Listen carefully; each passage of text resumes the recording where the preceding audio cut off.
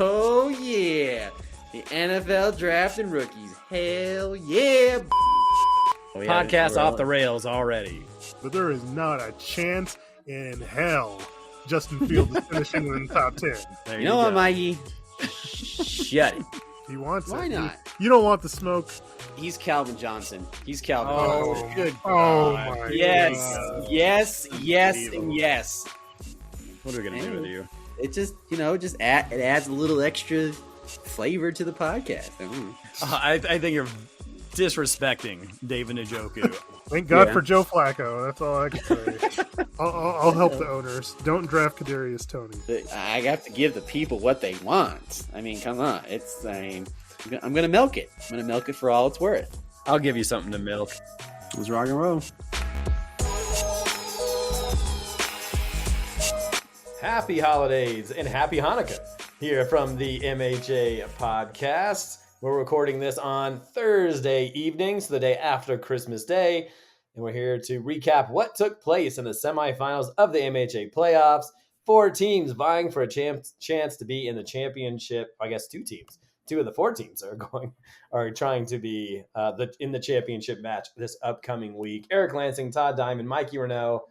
Happy holidays. Happy Hanukkah, Todd. You want to sing the dreidel song for us? Absolutely. Dreidel, dreidel, dreidel, I made you out of clay, and when you're dry and ready, our dreidel I shall play. Hey. Wow. Well done, sir. That's good stuff.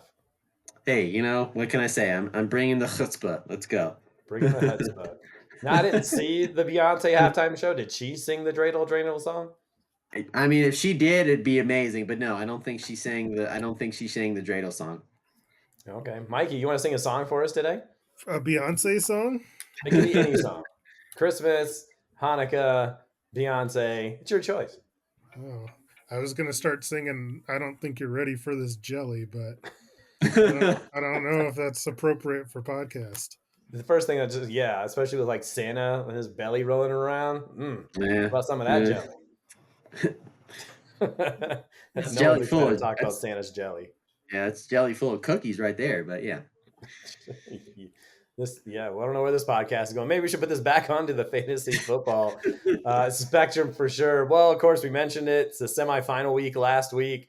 We'll get into those. We got some MHA trivia. We'll get ready for that championship match, and then we will roll from there. Of course, Duds and Duds in that mix as well. We're going to save the news for a little later because we'll obviously cater that news to the 2 teams that are still left for that championship match. So we'll do some MHA trivia. Time to play the game. Time to play the game. All right, let's play some dreidel. All right. Yeah. I don't have a dreidel. Anybody have a dreidel with them? I gotta go find my dreidels, but No, that's we'll all have right.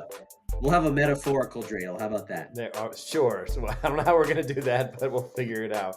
Instead, we'll go from stats that took place from week 16. So, of course, we'll always start things off with Todd Diamond, and we'll start things off with the first question. Lions wide receiver, Amon-Ra St. Brown, pretty good 2024 season. He reached 100 receptions, 1,000 yards, and 10 receiving touchdowns. It's the second time in his career he's reached all of those numbers. He did it last year as well. There's only one other Lions wide receiver that has reached 100 receptions, 1,000 receiving yards, and 10 receiving touchdowns. Who is that one Lions wide receiver? Todd? Yeah, well, maybe the obvious one, but Calvin Johnson. That is incorrect. And I double-checked to make sure because I thought the same thing. He's never done it. Mikey, What? Who is that Lions wide receiver? Well, I'm going to go with Herman Moore. Herman Moore. That is correct. The only other guy. I was surprised Really? too. I went back and looked. The one year that Calvin Johnson had more than 100 receptions, he only did it once. He had 122. But he only had 5 receiving touchdowns that year. Well, I Go remember figure. Herman Moore had like the record for a while back He did. in the mid-90s. Yeah, he was a stud for sure. They could have just found a quarterback. God, how good out of the Lions would have Hey, stop bad-mouthing Eric Kramer. There's a name. So Mikey's up 1-0. Okay. Sticking with that stat for Amon-Ra St. Brown, he joins a list of 5 other guys who have had 2 or more such seasons of 100 receptions, 1,000 yards, and 10 touchdowns. Who are the other the other 5 guys? So there's 6 of them with Amon-Ra St. Brown. Who are the other 5 guys that have reached those numbers? Todd? I'll go with Antonio Brown. Antonio Brown. Well done. He did it in 2014 and in 2016. Over to you, Miguel. 100 receptions, 1,000 yards, and 10 receiving touchdowns. Okay, I'm going to go with Marvin Harrison. Marvin Harrison. Well done, Miguel. I didn't give us. We're going to go. There's a lot of questions. We have a lot of time because there's only 4 matchups. We'll go whoever gets to 6 first, all right? And we'll go from there. Marvin Harrison, 99 and 2002. We got Antonio Brown. Back to you, Todd. 3 other guys. Well, maybe go with another obvious one, but it probably won't be right. But Jerry Rice. Jerry Rice. No, he did not do it. Back to you, Miguel. Really? Wow. Okay. Okay. Let's see here. Let's go with. Shoot. All right, I'm gonna go a little off the wall and say. I don't know if he got 10 touchdowns, but I'm gonna say Marcus Colston. Marcus Colston, one of Mikey's guys for sure. Not on the list. Just some little help here. One guy did it in 2020 and 2022. One guy did it in 2012 and 2013. And one guy did it in 2021 and 2022. So fairly recent. Well, there goes my guess that I was going to go with originally. I said 2020. You said 2020. Yep, 2021. Okay. Yep, 21, 22. How about? Oh man. They're all big names. Okay. Oh, Mike Evans. Mike Evans. Nope, definitely not one of those guys. He was never a big reception guy. Not saying he yardage hundreds, but he was always a yardage, and every other year I felt like it was double digit touchdowns. Mikey, back to you. Okay, I'm gonna go with Tyreek Hill. Tyreek Hill. No, incorrect. All right, we're going to move on from this question, but the answers were Devontae Adams did it in 2020 and 2022. My boy, Brandon Marshall, in 2012 and 2013. And Todd's boy, at least coming into this year, Stephon Diggs, 21 and 22. All right, let's stick with the Lions. Jahmyr Gibbs became the 4th Lions player to reach 1,500 yards from scrimmage and 15 scrimmage touchdowns. Who are the other 3? Lions players to reach 1,500 yards from scrimmage and 15 total touchdowns. Who are we at? To Todd?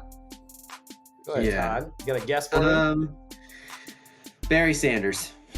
Barry Sanders. You better get Barry Sanders right. Oh yeah. I would take myself off the podcast and say that I don't know sports. That's for I don't know. I mean, Calvin Johnson not being in that first question was kind of surprising. Yeah, that's a head scratcher. Sanders, he did it twice, 1990 and 1991. Over to you, Miguel. Okay, I will go with Calvin Johnson. That is correct. He did it in 2022. Mikey's up 3-2 in the MHA trivia here of week semifinal. What are we in? 16? Week 16, right? Back to you, Todd. Can you name the last Lion player who reached 1,500 yards from scrimmage and 15 scrimmage touchdowns? Charles Rogers. Not a bad guess, but not the right one. Mikey, do you have a guess here? 15 touchdowns is a ton. Yes, it is. I'll say Amon-Ra St. Brown. Ooh, not a bad guess. We're going to keep moving along here, but the last one was Billy Sims, who did it twice, 1980 and 1981. Oh, I was just thinking wide receivers, but I could say running. Well, I mean, that's why I said scrimmage yards. Oh, it's good. I, Okay. I almost said Javid Best. I was just trying to think of a running back. Yeah, trying to figure That's out. Oh, that's a name. That's a name right Yeah, there. Javid Best. Wow. I feel like we can't have MHA trivia without Saquon Barkley. He's like in it every week. Well, he reached 2,000 scrimmage yards, and it's the second time he's reached that number in his career. He is the fourth player to do it with 2 different franchises. Can you name the others? Todd, you're up first. So 2,000 scrimmage yards, and he did it with 2 different teams. 2 different teams. Ooh, that's a good.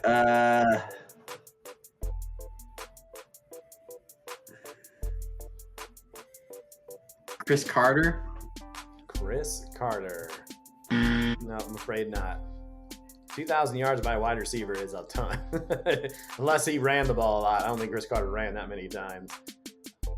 Mikey, you have a guess? Yeah, I'm gonna guess Marshall Falk. Oh, great answer. Which teams did he do it for, Miguel? I'm gonna say the Colts and the Rams. You're darn right. So Mikey's up 4-2, Todd. You need to get one here. Okay. 2 other names, and I'll give you a hint. This other running back also did it with the Colts and the Rams. Oh, Edgerrin James. Edgerrin James. No, that's not correct. Did that No. tidbit help you, Miguel? It did. Go ahead. I'll say Eric Dickerson. That is correct. Mikey's killing it right now, 5-2. Todd, can you get this last name? It's a big time name that happened pretty recently. Oh, Saquon Barkley. That obviously he's the reason why we started this. So he's not the name, but I'll give you another chance here. Okay. Should be pretty obvious. It was pretty. Christian McCaffrey. Attaboy. I know he didn't have a good year this year, but he did it with the 49ers and Panthers. All right, 5-3 is the score. I'm going to jump down to this one just because I find it fascinating. You may not get it anyway, but I'm going to go ahead and bring this up. Okay, Jonnu Smith has 802 receiving yards as a tight end for the Dolphins. So that had me wonder, who is the all-time receiving Dolphins tight end in yardage for a single season? Mikey. I'll say Keith Jackson. Keith Jackson. Not a bad guess, but the wrong one. Todd. Time of tight ends. How many great tight ends are there in the history of the Dolphins? I was gonna say who's the Dolphins quarterback for that 72 team? What's his name? Quarterback? Were you talking about quarterbacks? No, tight ends. Oh. The tight end who was on, I was thinking about a tight end maybe was on that 72 Dolphins team. Well, that's not the correct answer. So Forget forget it. It probably wouldn't be that long ago because they didn't throw the ball that much back then. That is correct. I have a name in my head that is a guy that was, as I was going through MHA drafts that I remember. This player's not in the Hall of Fame, right? Oh, hell no. Okay. Oh God. I'll say. I can't even. No, he was a wide receiver. I was going to say Chambers, but he was a wide receiver. I can't. I couldn't even come up with a name if you had a dictionary in front of me. Yeah, there's not a lot of great names. Mikey, so you want to throw a name out there? Yeah, so the only name that I can think of is Randy McMichael. You know what? It's not the right answer. However, the answer is Jonnu Smith. Jonnu Smith? Trixies. He's the all-time leader after getting 802 receiving yards this season, which I thought was tremendous. He is the all-time leader in yards. and it's 802 receiving yards. However, he did pass Randy McMichael, who had 791 yards receiving in 2004. Mikey wins MHA trivia. Randy McMichael is also the all-time receiver in terms of tight ends and yards in his career. Randy McMichael. Here are the names of these tight ends that lead Dolphins history in yards. This is the cool stuff I can get into when I don't have to work. So Randy McMichael, 3,096 yards. He's the all-time leader in receiving yards by a Dolphins tight end. Mike Gesicki, he was only there a couple of seasons, 2,600 yards. Bruce Hardy, who I've never heard of before, 2,400 yards. Anthony Fasano, 2,200 yards. Keith Jackson, fifth all time. Mikey mentioned him, 1,800 yards. And guys like Farrell Edmonds, Troy Drayton, Joe Rose, and Jim Mandich.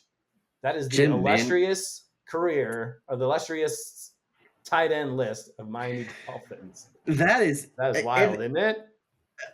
And you would think there would be, because it said who was the tight end, when Marino was there, because obviously they were throwing the ball like crazy. So you would think whoever was the tight end back then for the Dolphins would probably be the all-time. No, because he threw to the receivers all the time, Duper and Clayton. I'm very surprised. I'm very surprised. That's because he threw for 5,000 yards that year too. He sure did.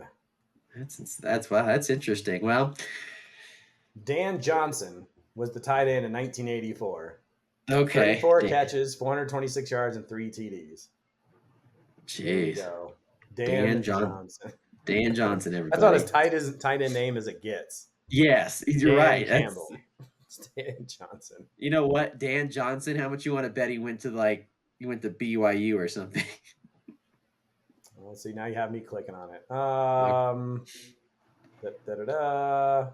Iowa State. Yeah, that's pretty okay. All right, MHA trivia. Okay. There you go. I had some more questions, but I passed over them, and we need to get on with the show.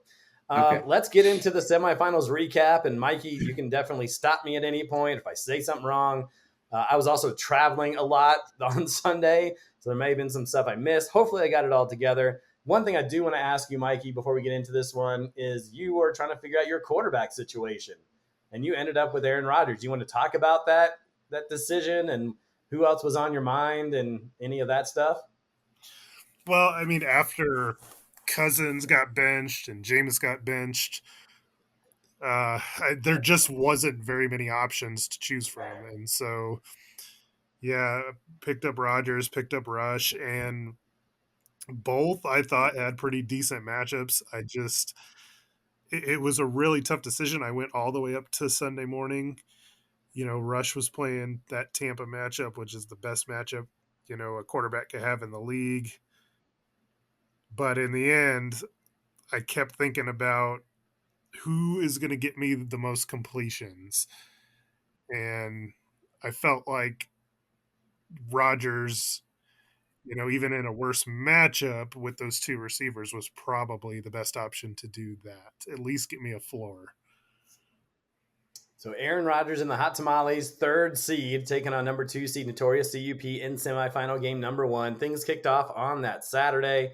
The Hot Tamales were able to get double digits from his Chiefs kicker. And in that Texans-Ravens matchup, Derrick Henry was once again coming through in the clutch for the Hot Tamales. The Ravens running back ran for 162 yards and even added 2 catches for 19 points. CUP had Nico Collins in that matchup, and he was able to muster up exactly 10 points on 7 receptions for 60 yards. And it was off to Sunday. There are 2 quarterbacks. CUP and Hot Tamales went toe-to-toe in the early game. We talked about Aaron Rodgers for the Tamales, Kyler Murray for CUP. Rodgers came out of the gate quick and had 16 points. I think something like in the first couple of drives, I remember even texting Mikey, hey, Aaron Rodgers going well. He would finish with a respectable 42 points, although I thought maybe he could scramble up a few more points. I was sitting at the airport and saw that the Jets were losing, and then they forced a stop, and they would get the ball back with like a minute and 30 seconds left. But unfortunately, the Jets, I think, muffed the punt and then ending Rodgers' day. So Thought there was a chance he might be able to reach 50, but no, he did not. Murray also reached 42 points in the loss, so kind of a wash there for the Cardinals' loss to the Panthers. No touchdowns for Murray. He had 63 rushing yards, however. As I mentioned, the matchup wasn't going to be decided by the QBs. Murray wasn't able to help Quain's tight end either, who is obviously Murray's tight end, and Trey McBride, just 4 points for the tight end. Tamales rookie wide receiver Malik Neighbors, he hit 10 points. But guess who came to play in the semifinals? It was MHA MVP candidate Saquon Barkley, who piled up an astonishing 27 points, 150 yards rushing while scoring 2 touchdowns. I felt like it could have been a way bigger day. I think most of that came in the first half, if I'm not mistaken, Miguel. Most of it came in the first quarter. First quarter. Yeah, he had over 20 points in the first quarter, and he didn't, after Jalen Hurts got hurt, he didn't do much. Yeah, Kenny Pickett in the lineup. They made sure Barkley didn't do anything the rest of the game. But yeah, still 27 points, pretty amazing. I'm sure Mikey felt great about that coming up right out of the gate. Continuing on in the afternoon games, and we saw before the game started that CUP put in Jackson Smith and Jigba over Terry McLaurin, which may have been a slight head scratcher because McLaurin was doing so well the last few weeks. But it was a good move. The Seattle wide receiver racked up 19 points against the Vikings. Kenny Walker, who hadn't played the last few weeks because of an injury, he came through with 12 points. Even Buffalo's defense against the Patriots hit 15 for Quain's team. Mikey's squad didn't get much from TJ Hawkinson, just 3 points from the Vikings tight end. It was Tampa Bay and Dallas in the nightcap. And how about Brandon Aubrey? 21 points. I remember getting texts from Mikey saying, I hate his kicker. 3 field goals of 50 or more yards, and then had one of 40 or more. And then Mikey, so Mikey was not happy about that. CeeDee Lamb had 12 points. Okay, you kind of want more from your first round pick, but, Cooper Rush is your quarterback. I guess you're happy to get 12. Rico Dowdle was less than stellar for CUP, just 6 points. Notorious CUP was finished after Sunday and accumulated 143 points. The Hot Tamales had 113 after Sunday and still had Jaden Reed, Josh Jacobs, and Green Bay's defense. So a 30-point lead for CUP. Mikey, how did you feel about the 30-point lead? Did you feel like, well, I have Josh Jacobs and I'm in good spirits? I know there was talk of it being a snow game. So some of your thoughts heading into that Monday night game against with the Packers taking on the Saints. I felt nervous, but I felt really good at the same time. Like 30 points, 3 players. I felt like that was doable. Given the matchup, I felt like the game script was going to go my way, that it was going to be more of a, run the ball type game. And knowing that the Saints didn't have Olave or Kamara or Derek Carr, like I expected the defense just to be able to tee off on them. And so I felt like if I got at least something from Jaden Reed, I'd be in good shape. Yeah, Josh Jacobs scored a really early touchdown in this game. I'm sure to kind of make you feel good about things. He would finish with 18, and those putrid Saints couldn't come up with a single point offensively on the night. The Packers defense shut them out. They sacked the quarterback 3 times, picked Spencer Rattler off once.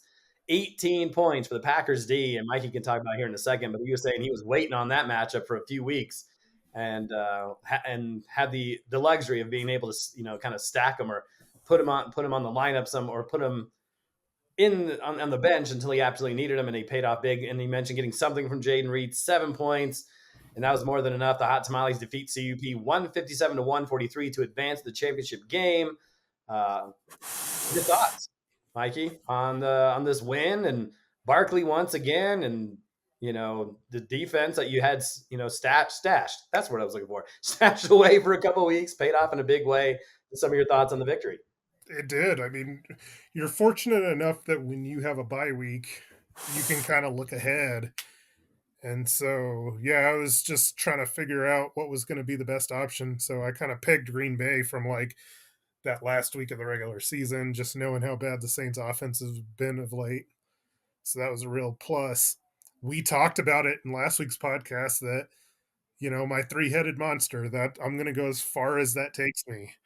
And all 3 of those guys, after not doing anything during my bye week, like I would have lost to anybody had I played in that first round. But then all 3 showed up when it mattered the most, in this matchup against Quain. And everybody else did just enough. And so, yeah, I'm ecstatic about getting the win, moving on, Trying to get that elusive 4th championship. 4th championship. He is in the championship. Who is he going to face? Next semifinal matchup game, number 1 seed Kilgore Trout versus number 4 Eaton W's. And again, Mikey or Todd, if you notice, or this isn't as long because this is a little more one-sided, but feel free to chime in. Eaton W's, his great running back of Joe Mixon was held in check on Saturday in his matchup against the Chiefs, just 7 points, and that was back-to-back weeks of less than 10 for Joe Mixon. It was just his 4th time all year. He hadn't reached double figures. Kilgore had 14 points after Saturday, 7 points from Cortland Sutton, and on Thursday for the Broncos, and 7 points from the usually reliable Steelers kicker. Ravens running back Gus Edwards torched the Broncos on Thursday night for 19 points, but Kevin left Gus on the bench, and there was some texting going back and forth about whether they should have started Gus or if they shouldn't have started Kilgore, or Kilgore shouldn't have started Cortland Sutton. Just love that kind of back and forth at the beginning. We head into Sunday, and we saw 2 otherworldly performances from Joe's running back duo of Chuba Hubbard and Jonathan Taylor. 5 rushing touchdowns and 71 total points between the 2 Kilgore running backs. Just incredible. And Kilgore also got a combined 67 points from Joe Burrow and T. Higgins, while Eaton W's got 13 points from Chase Brown and 12 points from Breece Hall, and a whopping 20 points from the Bengals defense. Matt Stafford, abysmal for the 2nd straight week, this time against the Jets, just 22 points for the Rams quarterback. Kilgore had a 168 to 75 point lead heading into the afternoon games, and Kevin needed a miracle. He was able to get a massive 21 points from the Dolphins kicker, 15 points from the incredible rookie tight end of Brock Bowers, but could only imagine just over 1 point from Amari Cooper, and just 8 points from his boy toy Mike Evans. And the game was in hand for Kilgore Trout, 170 to 122, which advances Kilgore to the championship for the 3rd straight season. Mikey, anything about that matchup that stood out to you? I mean, obviously the running backs. Like, That's it's bananas, isn't it? That's like one of those performances that are like we'll talk about from years down the line. I mean, I'm at the airport looking at my phone and just going through Twitter, and then Jonathan Taylor touchdown, Jonathan Taylor another touchdown. It is, and then Hubbard, who has just been a fantastic find for Kilgore Trout. Amazing, right? Yeah, I mean, it's just it was one of those things like Jonathan Taylor after him dropping that ball against the Broncos the week before. Like, you could tell like he was kind of on a mission. Kind of did the thing after the first one where he like didn't let go of the ball until he got to the sideline just to make sure. Just kind of funny. And then Burrow just keeps continuing just to be awesome. Yeah. So, yeah. Thus ending the season for Kevin. Great season for Eaton W's this year. Joe has put up just monster numbers all season long, and to have that type of day, so 39.80 points from Jonathan Taylor, 31.85 from Chuba Hubbard. Tough to overcome, especially when your quarterback doesn't give you too much either. Jets are a tough defense against quarterbacks. And just for the last portion here, Lemonheads defeated Cooper's Cousins 178 to 143. And that only relevant because that makes me 5th place and drafting lower than Cooper's Cousins as we turn it over till next year. And so I didn't really see any does of the week there. Nothing that would really, I was looking over things, and maybe Kevin could have started CJ Stroud over Matt Stafford. Wouldn't have mattered. Maybe you pair it up with Gus Edwards, but who do you start Gus Edwards over Breece Hall, Chase Brown, or Joe Mixon? Probably not. So I didn't see one there. And on the other side, I didn't see a situation where CUP could have put in someone and it would have made a huge difference either. So I don't think. Go ahead. The one thing that maybe, I was thinking like maybe if he played Tajay Spears over, but even that would have came up short. He would have been 1 point short. Yeah. If he would have played in Darnold and Tajay Spears. Yeah. So no does of the week, which after my big dough, you don't want to live with that for the rest of your life, leaving the wrong quarterback on the bench. But so let's go over to the studs from this past week. The cream of the crop. Nobody does it better. Todd, who was the key to victory for these teams last week? You know, Joe Burrow, Yeah. he has been. I mean, that's when I before the playoffs started, and you guys asked me, who I think won the championship, who would win, is going to, who I think will win the championship. Yes, I mean Chuba Hubbard and Jonathan Taylor. Yes, combined, that was amazing. But Joe Burrow has just been. I mean, he's just been throwing the ball like it's nothing. And 50 points. I mean, and at the end of the day, he's going to keep and he's going to keep throwing because the Bengals still have to keep on playing because there's probably maybe a I don't know an outside chance they still have to play. So he's going to keep throwing it. So yeah, Joe Burrow this year has just been. I mean, again, teams suck, but for fantasy purposes, phenomenal. That helps you. If your team's sucking, you have to throw. Yep. It's money. He's had 3 or more touchdowns in 7 straight games. Yeah, that's. It's I mean, amazing. and obviously Joe Burrow's thing was always nervous because he's injury, but this year is he's been great. So yeah, Joe Burrow 50 points. That's you would think any other year Joe Burrow versus Aaron Rodgers. You think Aaron Rodgers for sure, or both Aaron Rodgers and Joe Burrow will put up 50 plus. It'll be going back and forth, but yeah, Joe Burrow, he puts up now playing the Broncos. Broncos are gonna be a little pissed off because Well, what we'll get happened to to their. that. We'll get to that. We'll get to that. Mikey, give me a stud. I mean, I got to go to my team and give it to Josh Jacobs. Yeah. Like, he has Clutch. been my most consistent player. Over the last 6 weeks, he's averaging over 21 and a half points and has 10 touchdowns in those last 6 games. And so he's turned into a player that's matchup proof. And, I thought he was going to be good going from, Vegas to Green Bay, but even I couldn't expect, you know, how good he really has been all year. Yeah, currently 5th in terms of total points by a running back. 1,200 yards, 13 touchdowns, 35 catches, 340 receiving yards, and has a receiving touchdown as well. He's been great. And I think Jonathan Taylor, just looking right back and where he's finished, obviously a big day is going to move you up the rankings. And he's had kind of an up and down type of season. What is he, 25, 24, 23, 22, 21, 20, 19? He's 18th.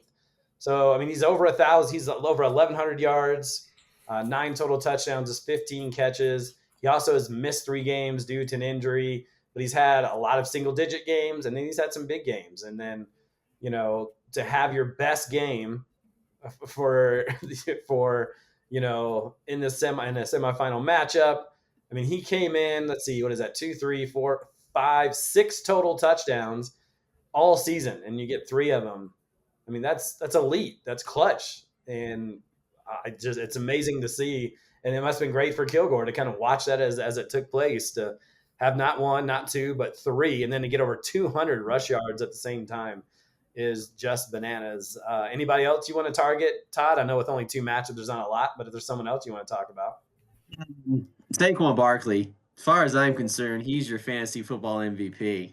He's been. I mean, who'd ever thunk it? Oh, just give him a great offensive line, and and a better quarterback not named Daniel Jones, and look at what happens. I mean, as far as I'm concerned, he's your fantasy football MVP. Not even close. Not even close. You could say Josh Allen, Lamar Jackson, Derek. No, it's Saquon Barkley. Period. That's He's an been. I mean, interesting discussion piece, and I don't know if we save this till next week, and maybe next week's breaks that tie. But Barkley versus Derrick Henry, Mikey, is there an MVP? Which one stands out to you as MVP? I mean, it's tough, but I would give it to Barkley just because what Saquon has done and the amount of 30-point games that he has had. I Yeah, mean, yeah, I mean, it's nuts. I mean, he had a 40-point game in there too. Like I can only imagine, like if they weren't doing tush push, like how many points that Saquon would have. That's true. That's a good point. Yeah, he's just been unbelievable. Yeah. Any other It's a good. stars from this past week, Miguel, that you want to talk about? I mean, we talked about the Green Bay defense. They didn't give up a point. Yeah. They 3 sacks and a pick. It wasn't a lot, but it was enough to, get me over the hump and where I needed to be. First shutout on the season in the NFL, according to the broadcast. No one had a shutout going. And that was the first one. And it was the one Mikey put together. So that's pretty clutch. And I'll say my last one I had was just T. Higgins, just because he's had quite the underwhelming season, if that's how you want to put it. He's going to come on of late, but he came up big, 8 receptions, a touchdown, and 58 receiving yards for 16.90 points. And of course, Chuba Hubbard was fantastic as well. Let's get to those duds. This is the worst. You are the worst. I hate looking at your face. I want to smash it. Mikey, give me a dud from this past week. Who really let their owner down? Well, I mean, you wonder if this is Kyler Murray's fault, but I mean, Trey McBride, who had been so good, over the course of the past few weeks, double digits in 4 straight. And then, it's a good matchup against Carolina. They're not good against tight ends, but yeah, I mean, only 3 catches, 20 yards. The amazing thing with him is he's going to end up being, if he doesn't get a touchdown here soon, right, he's going to be over 1,000 yards and 100 catches and still doesn't have a touchdown, which is just nuts. I think I saw somewhere that would be the first time that ever happened. Yeah, I mean, sometimes touchdowns is like a luck statistic, but man, but 92 catches and you don't trip into one. Yeah, it's hard. Yeah, right. I was about to say that's you accidentally just fall into one when you even think about it. But yeah, it's crazy. No, I mean, he does have a rushing touchdown, but yeah, I mean, not to have one. Yeah, receiving is incredible. Yeah, it's nuts. What about Todd? Tell me who pooped in a I'll go Mike Evans. Mike Evans. This was, you're playing Dallas, who is just, obviously they have nothing. Obviously they're playing for absolutely nothing, except for trying to figure out if they're gonna blow up that team. But only to get 8.4 points, for the entire game. I'm thinking, this Mike Evans would maybe get like at least, I don't know, like 28 points or something, because obviously too they're trying to get him, getting him 1,000 yards too, to keep that streak alive of every year of 1,000 yards receiving. But yeah, not what you wanted. Especially this matchup. We always talk about matchups sometimes, whether they're matchup proof or whatever. But this was like a matchups, served on a silver platter. Like this is like, come on, just Dallas is horrible. They're not playing for anything. Mike Evans, there should be a 1 or a 2 next to that 8. Yeah, it's been kind of a bad season, and maybe in my opinion, he's 20th amongst wide receivers. He just has 57 receptions, 818 yards, and 9 touchdowns. So not the worst, but I don't think exactly where Kevin thought he was going to be when he drafted him initially. We were all kind of giving him some crap a little bit that it was kind of a homer pick, and he had 20 points right away, and then had 7 or 8 points total the next 2 weeks, and then 18, and then 20, and then since then just 2 double-digit games. And although one of them was a 28-point affair against the Chargers, but yeah, underwhelming. And for bad luck, I'll talk about Joe Mixon, who didn't really show up. 7.4 points, 57 rush yards, and a receiving touchdown. This guy has been great. He missed 3 games due to an injury, but he's been pretty reliable. He's had so many 20-point games this year, but he's fallen off. And now they've been tough matchups against the Dolphins, the Chiefs, and Baltimore, but has not reached double figures. I'm not sure he's a veteran at this point in his career. So you wonder, we're getting down to the end of the season. Maybe they're resting him a little bit since the Texans have, playoff aspirations. They want to be ready for that, but he's not been good. And he's only averaging 35 rushing yards in the last 3 games. So really hurt Kevin, who desperately needed him in a big way. Mikey, any other duds you want to talk about? Yeah, I mean, how bad has Amari Cooper been? Blech. Like, Blech. he just, like, the whole point of him going to Buffalo is to give them, like, a big time number 1 weapon, and he has just not lived up to the bill. A point and a half after a week before where he didn't have a target in a game where Buffalo had scored, 48 points. I mean, that was tough. Like, he's one of those guys that I never want on my team, but always ends up kicking my ass when he plays against me. I mean, yeah, receiver is a tough position. I understand he didn't have Waddle or Pickens, but man, way to really poop the bed, Amari Cooper. definitely. Just awful. Not good. Todd, anybody else? That was pretty much about it. I mean, I initially said CeeDee Lamb because you want more out of your first round pick, just because we saw, what we saw from other first round picks, but not a really good day from CeeDee Lamb. I mean, it was fine, but Matt Stafford is 22 points. I mean, Jets are tough defense.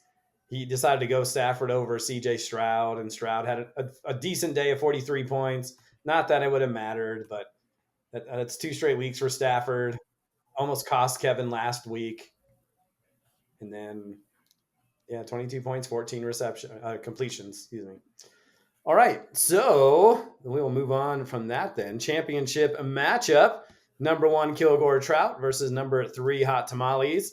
And we've kind of seen things already start with, since we're on Thursday, we saw the Christmas games already take place.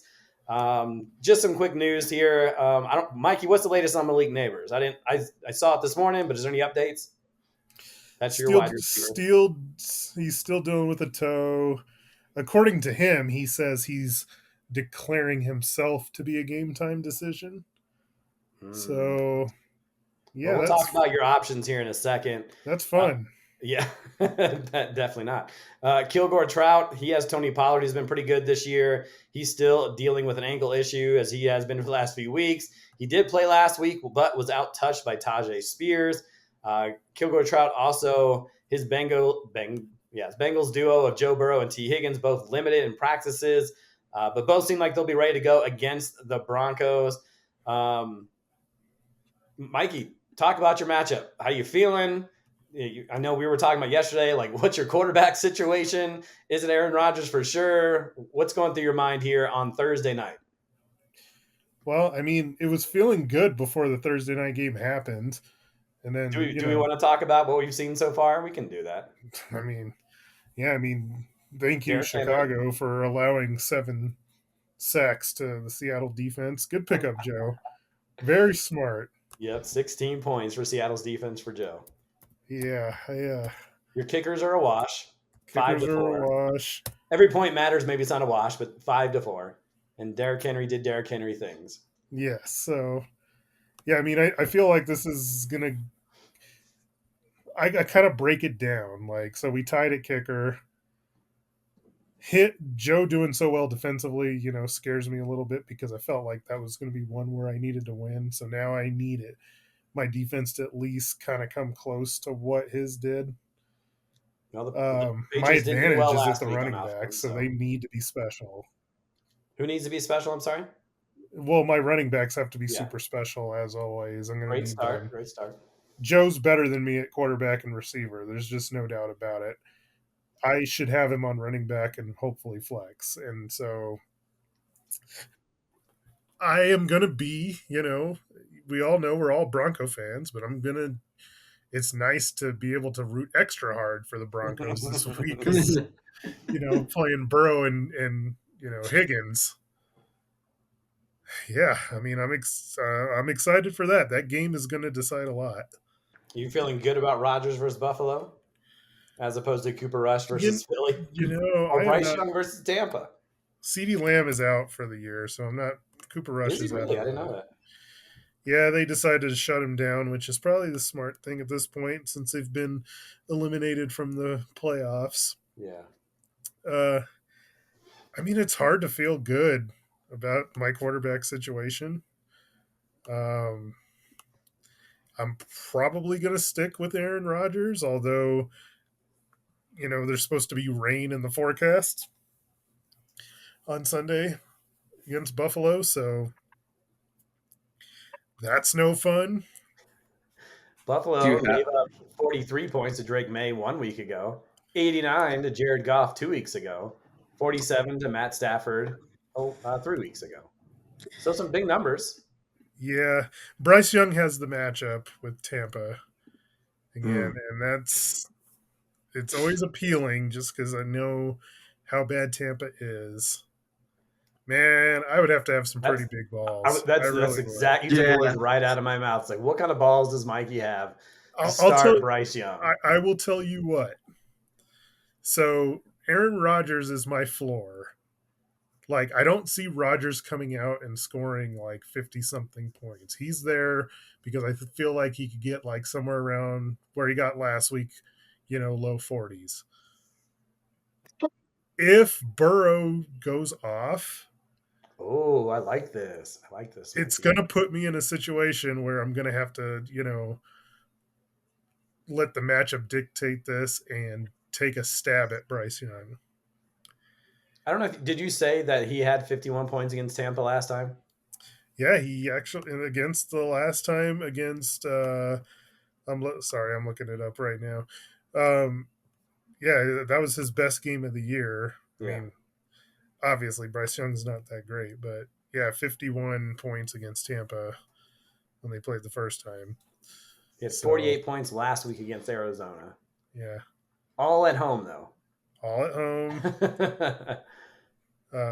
But I think that's interesting. I think that's a good call. That you'll let the Joe Burrow thing play out and then make a decision from there. Well, they've held every quarterback they've played under 50, with the exception of Jameis Winston, who went off for that 75-point ridiculous performance. So, Yeah, yeah, if they can keep Burrow in the 40s, I mean, hallelujah. But Burrow's been so good, it's like It's you're hoping just under 60 you'd be okay with. yeah. To me, it's just it's funny to see Cooper Kupp and Garrett Wilson on his bench. Two guys that are like perennial, and I know why. I'm not bashing Joe. It's just funny to see those top-notch names, and he has Cortland Sutton and T. Higgins in the lineup. Now, Higgins has been good, don't get me wrong, but it's just more of a visual. Like, why has he got those guys on his bench? But I understand why. He's right in the hot hands. Yeah, and I mean that's what it comes down to. It's just funny to see. Well, there you go, gentlemen. Championship next week. We only have 3 episodes really scheduled left. We have the championship recap next week. Then we have our 2024 award show. And And then we'll have our 2024 where we went right and where we went wrong episode. And that'll be it. If NFL fantasy season is going to be over soon. So what are you guys rooting on? Because if Joe beats me, he's going to want to be on the show. Of course. Yeah. Are you talking about, are we rooting for that, or are we rooting against you? Is that what you're asking? Yeah, that's what I'm asking. I'm not rooting against anybody. I want it to be exciting. I want it to come down. I want you guys to sweat as much as you possibly can, because that's what it should be about. Whoever wins can brag on the show whenever we do it. Yeah, I'll tell you what, no matter what happens, man, I got the ultimate respect for Joe. I mean, 4 times in the title game in a row. I mean, 3 years in a row. Oh, this will be his 3rd year in a row, right? I think it's 3rd year in a row, but like 4 of 5 or something like that. Yeah, it's nuts. Because he asked us if has anybody lost 3 in a row, and no one has lost 3 in a row. No. Well, he was like 4 out of 6, which is just still incredible. That's bananas. That's dynasty mode right there. Is Joe the Buffalo Bills of our fantasy league? No, he's got one championship. Mikey, is this the second time you two faced each other in the championship match? It is 2017 when he won his first. There you go. All right. Ooh. Little history, little MHA history there. All right, well, we're going to get out of here on this Thursday night. I'm going to try to get this out immediately so everybody can tune in tomorrow, Friday, for the weekend here, before the games really start kicking off. So thanks, guys, for coming on. Good luck to you, Miguel. Good luck to Joe out there. And everyone have a great holiday weekend, and we'll talk to you next week. Could be the new year. We'll see how it all goes. We'll see you next time on the MHA podcast.